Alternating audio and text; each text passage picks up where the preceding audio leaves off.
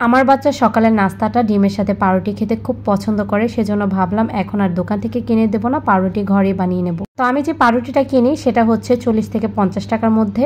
পরিবারের লোক সংখ্যা যদি বেশি থাকে তাহলে কিন্তু একটা পাউরুটি একদিনও যায় না। তো আমি হচ্ছে একটি পাউরুটি 2 দিন খেতে পারি, তবে দেখা যায় এর থেকে বেশি রাখা যায় না, কারণ এক্সপায়ার ডেট কিন্তু 2 থেকে 3 দিন থাকে। আর পাউরুটিটা একদিনের বেশি যদি রাখা হয় তাহলে কিন্তু দেখা যায় হার্ড হয়ে যায়, তখন আর পাউরুটিটা ভালো লাগে না, বাসি হয়ে যায় রুটিটা। তাই ভাবলাম এখন থেকে ঘরে পাউরুটি বানিয়ে দেবো। আর এই পাউরুটিটা বানাতে গিয়ে আমার যে নাজেহাল অবস্থা হয়েছে আর আমি যে বড় ভুলটা করেছি সেটাও যাতে আপনারা না করেন, সেজন্য ভিডিওটির সাথে থাকতে হবে।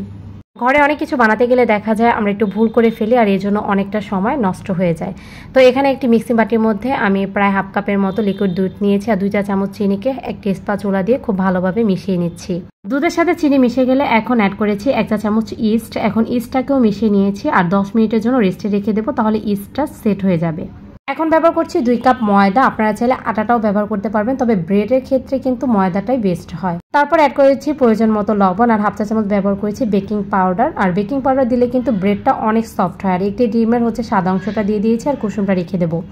এখন হাত দিয়ে খুব ভালোভাবে মেখে নেব। আর এই ডোটা কিন্তু একটু আঠালো হবে, আর আঠালো যদি হয় তাহলে কিন্তু এই ডোয়ের রুটিটা কিন্তু অনেক পারফেক্ট হয় আর সফট হয়। কিছুক্ষণ সময় নিয়ে মথে নেওয়ার পর এখন হচ্ছে হাতটা ক্লিন করে নেব। তারপর এখানে অ্যাড করে দিচ্ছি 1 টেবিল চামচ রান্নার রেগুলার তেল।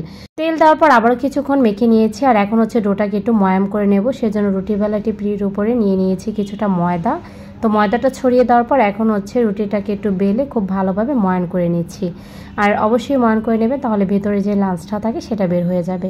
তারপর এরকম গোল করে বাটির মধ্যে রেস্টে রেখে দেবো। আর রেস্টে রেখে দেবো প্রায় 1 ঘন্টার মতো। আর উপরে কিন্তু একটু তেল মেখে নিচ্ছি, তাহলে উপরটা হার্ড হয়ে যাবে না। তো 1 ঘন্টা পর ফিরে এসেছি, দেখতে পাচ্ছেন ফুলে ডবল হয়ে গেছে। তো এখন হচ্ছে হাওয়াটা ভিতর থেকে বের করে নেওয়ার পর হাত দিয়ে কিন্তু আবারও মেখে নিচ্ছি। আবারও হচ্ছে ডোটাকে বেলে নেব, সেজন্য উপর থেকে আবারও ময়দা ছড়িয়ে এখন হচ্ছে বেলে নিচ্ছি। এরকম ভাবে কাজগুলো করে যদি রুটিটা বানানো হয় তাহলে কিন্তু রুটিটা পারফেক্ট হয়, একেবারেই দোকানের মতো। তো তারপর হচ্ছে আমি এটাকে হচ্ছে মুড়িয়ে নিয়েছি গোল করে। রুটি যে মোল্ডের মধ্যে বেক করব সেটার মধ্যে অয়েল ব্রাশ করে নিয়েছি। তারপরে কিন্তু ডোটা আমি বসিয়ে দিয়েছি আর চারপাশে কিন্তু একটু ফাঁকা রাখতে হবে। আর এটা কিন্তু ফুলে যাবে, সেজন্য কিন্তু অবশ্যই চারপাশে ফাঁকা রাখা দরকার। তো এখন হচ্ছে এটাকে আমি রেস্টে আবার 1 ঘন্টার জন্য রেখে দিয়েছি। আর ডিমের কুসুমটা কিন্তু উপর থেকে ব্রাশ করে নিচ্ছি। আর আমি যে ভুলটা করেছি সেটা আপনাদের বলে দিই। আমি যে ইস্টটা কিনেছি, ইস্টটা কিন্তু একেবারে বাজে ছিল, মানে আমি বলতে পারি না যে এটা এক্সপায়ার ডেট আছে কি না, কারণ উপরে যে প্যাকেজিংটা থাকে সেটা একটু ছিঁড়া ছিল। তো আমি ভেবেছি হয়তো বা বাচ্চারা ছিঁড়ে ফেলেছে বা কোনো একটা প্রবলেমের কারণে, সেজন্য এক্সপায়ার ডেট দেখতে পারিনি। তো যে দোকান থেকে সবসময় কিনি তার থেকে নিয়েছি, তো ভাবলাম ভালোই তো দিবে, খারাপ আর দিবে না। তো বারবার অ্যাড করার ফলে কিন্তু রুটিটা হয়তো এমন ছিল। আর বাচ্চাকে নিয়ে হচ্ছে গতকাল আমি একটু মেডিকেলে গিয়েছিলাম, সেজন্য কিন্তু এই রুটির খামিটা অনেক রাখা হয়েছিল, সেজন্য আমার কাছে মনে হয়েছে রুটিটা কোনো প্রবলেম হয়েছে। তো যাই হোক, আমি কিন্তু উপরে কিছুটা সাদা তেলও দিয়েছি। সাদার কিন্তু কোনো চেঞ্জ হয় না, তেল দিলে জাস্ট দেখার সৌন্দর্যের কারণে দিয়েছি। আজকে রুটিটা একটু হার্ড হয়ে গিয়েছিল। আর যাই হোক, আমার কাছে মনে হয়েছে যে প্রবলেমগুলো আমি বললাম সেই কারণে হচ্ছে রুটির স্বাদটা আমি তেমন পাইনি। তাই বাচ্চাদের খাবার একটু সময় ও সতর্কভাবে বানাবেন। ধন্যবাদ।